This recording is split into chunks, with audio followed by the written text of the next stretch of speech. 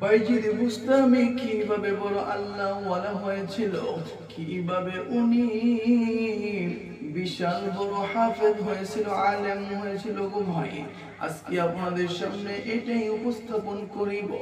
বাইজিদ বুস্তামি রহিমাহুল্লাহ যখন উনি যখন নবজাতক হয় নাই, মার কাছে যখন আসলেন, এই অবস্থার ভিতরে বাইজিদ বুস্তামি রহিমাহুল্লাহ বাবা তখন ইন্তিকাল করলেন। শেষ অবস্থার ভিতরে একটা মাত্র ওসিয়ত ছিল, হে স্বামী, আপনি আমাকে রেখে যখন পরপরে চলে যাইতেছেন, আমার জন্য কি রাখিয়া যাইতেছেন? তোমার কাছে বলে যাই, যদি আমার যদি সন্তান হয়, সন্তানটিকে হাফেজ বানাইবা, আলেম বানাইবা, এটা তোমার প্রতি আমার বিনীত একটি অনুরোধ। শেষ পর্যন্ত দেখে গেল বাইজিদ বুস্তামিকে আল্লাহ তাআলা দুনিয়ার বুকে পাঠায়া দিলেন। এক পর্যায়ে যখন ছোট ছোট যখন হাঁটি হাঁটি পা পা করে সামনে বাড়তে লাগলেন, এক পর্যায়ে বাইজিদ বুস্তামির মা জননী আর দেরি করলেন না, ওনাকে নিয়ে একটি মাদ্রাসার মধ্যে দিলেন।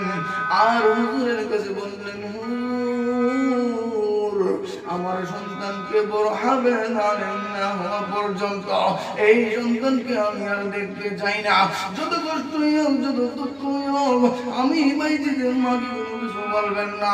হুজুর, আমার সন্তানকে আপনার সন্তান হিসেবে রেখে নিয়ে গেলাম। আলিফ থেকে নিয়ে পর্যন্ত বুখারী শরীফ পর্যন্ত যতক্ষণ পর্যন্ত সেই আলিমের অধিকারী না হবে, ততদিন পর্যন্ত তাকে আর বাসায় যাইতে দিবেন না। বাইজিদ বুস্তামি ছোট মানুষ, আলিফ পড়লো, বা পড়লো, আনকারা পড়লো, কোরআন শরীফ পড়লো। এইভাবে যখন কিছু পারা যখন মুখস্থর দিকে চলে গেল, ছোট্ট বাচ্চাটির মা জননীকে দেখার জন্য তার দিলের ভিতরে কি কি টান টান করতেছে, আমি মা জননীকে দেখতে চাই। কিন্তু না না ভাই, এক পর্যায়ের ভিতরে বাইজিদ বুস্তামি হুজুরকে বলে, হুজুর, আমি আমার মা জননীকে দেখতে চাই। এইভাবে যখন বলতে লাগলেন, বাইজিদ বুস্তামি রাহিমাহুল্লাহ এক পর্যায়ে যখন হুজুরের কাছে আবদার রাখলেন, হুজুর তার বাবার মার জননীর কথা স্মরণ হয়ে গেল। এমন ভাবে বলে দিল, বাবা, তুমি এই সময়ের ভিতরে যদি এত অপার মুখস্থ করতে পারো, কোরআন শরীফের 3 অংশের 2 অংশ যদি তুমি মুখস্থ করতে পারো, নিশ্চয়ই নিশ্চয়ই তোমাকে ছুটির ব্যবস্থা করা হবে।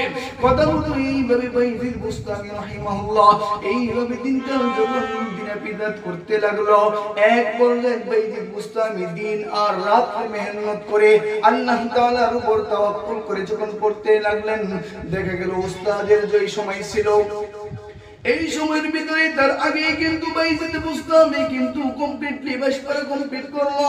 বাইজিদ বুস্তামি হুজুরের কাছে বলল, হুজুর, আপনি তো বলেছিলেন আমি এই পারা যদি মুখস্থ করতে পারি আমাকে বাসায় ছুটি দিবেন, আমি এখন আপনার কথা মতো যেতে চাই। বাইজিদ বুস্তামি, উস্তাদ নাচুর বান্দা, যাও যাও, তুমি আমার কথা যা বলেছিলাম তাই শুনেছ। বাইজিদ বুস্তামি যখন বাসায় চলে গেল, তার মা জননীকে যখন নক করলো, এক পর্যায়ে দেখা গেল নকের কোনো সাড়া আসে না। বলতেছেন, মা, তুমি একবার দরজাটা খুলে দাও। কিন্তু বাইজিদ বুস্তামির মা তো বলতেছেন, না, এটা আমার বাইজিদ হইতেই পারে না।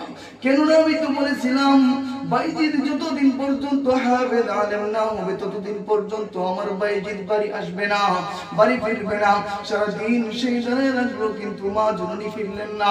দিন কি দিন শেষ হয়ে যখন রাত্রিতে যখন নিবুনি অবস্থার ভিতরে চলে গেল, রাত্রি যখন নিঝুম অবস্থার ভিতরে হয়ে গেল, বাইজিদ বুস্তামি রাহিমাহুল্লাহু আলাইহিম আজমাইন তখন তার মা কিন্তু ফিরলেন না, একটা মাত্র কথা বললেন, বাবা, তুমি আমার সন্তান হইতে পারো না। আমার বাইজিদ তো ওই বাইজিদ, যেই বাইজিদ কিনা সে আলেম হবে, হাফেজ হবে, বিশাল বড় মুহাক্কিক আলেম হবে, ওই বাইজিদকে আমি দেখতে চাই। নাচুর বান্দা হয়ে শেষ পর্যন্ত মা জননী তার মুখটা পর্যন্ত দেখলেন না গো ভাই। এক পর্যায়ে তখন বাইজিদ শেষ পর্যন্ত আবার পুনরায় মাদ্রাসায় চলে গেল। মাদ্রাসার মধ্যে গিয়ে হুজুরের কাছে বলছেন, হুজুর, আমাকে তো আপনি ছুটি দিয়েছিলেন, কিন্তু আমার আম্মু আমাকে দেখে নাই, ও ভাই আপনাদের সামনে এটাই জানাইতে চাই, ছোট্ট বাচ্চাকে যদি বড় আলেম বানাইতে চান মা বাবার সবর থাকতে হবে, মা বাবার ধৈর্য থাকতে হবে, মা বাবার ইখতিয়ার থাকতে হবে, তাহলে কিন্তু তাওয়াক্কালতু আলাল্লাহ, আল্লাহর উপর বিশ্বাস করে যে সন্তানকে তালেবুল ইলম বানাইছেন সেই সন্তান নিশ্চয়ই হাফেজ কুরআন আলেম হবে। ও ভাই শেষ পর্যন্ত দেখে গেল পড়তে পড়তে যখন বাইজিদ বুস্তামি শেষ পর্যন্ত যখন মুহাদ্দিস হয়ে গেল, শেষ পর্যন্ত যখন আলেম কমপ্লিট করলো, এমনি ভাবে বুখারী শরীফ কমপ্লিটলি করার পর হুজুরের কাছে বলতেছেন হুজুর আগামী কালকে তো আমি পাগড়ি পেয়ে যাব। বাইজিদকে বলতেছেন বাবা আগামী কালকে তোমাকে আমি পাগড়ি পরিধান করায় দিব।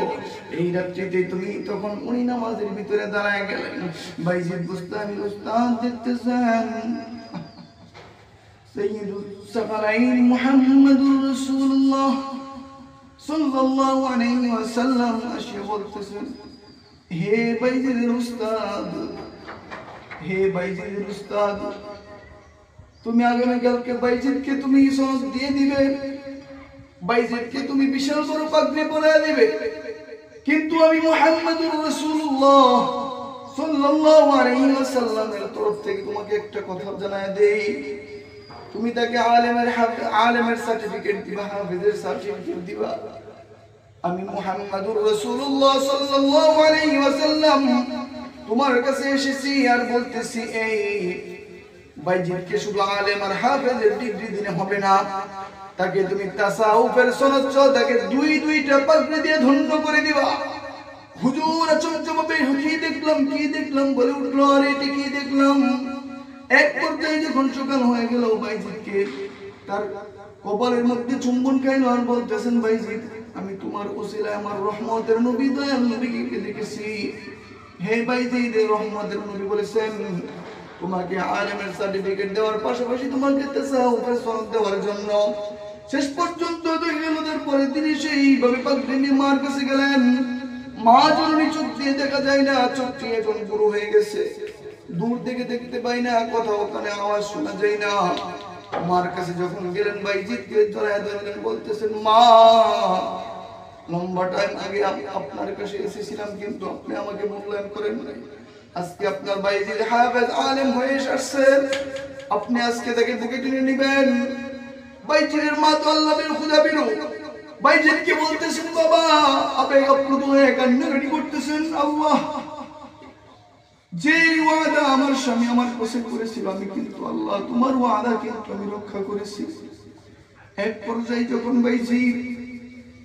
বাইজিদকে বলতেছেন বাবা তুমি আমাকে একটু পানির ব্যবস্থা করে দাও, আমি ওযু করে আল্লাহ তাআলার কাছে শুকরানা 2 রাকাত নামাজ পড়ে নিব।